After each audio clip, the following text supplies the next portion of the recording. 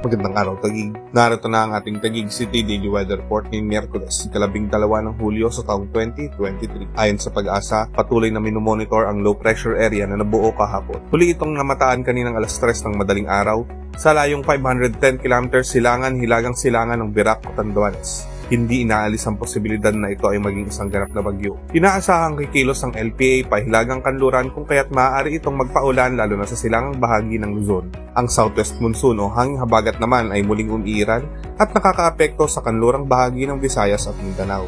Samantala, ayon naman sa ating tower system, patuloy nating asahan ang bahagyang maulap hanggang sa maulap na kalangitan at tsansa ng mga pag-ulan dulot ng localized thunderstorms lalo na sa hapon o gabi. Ang magiging agwat ng temperatura ngayong Miyerkules ay maglalaro sa 25 hanggang sa 32 degrees Celsius. Maaari namang umabot sa 40 degrees Celsius ang ating maximum heat index ngayong araw.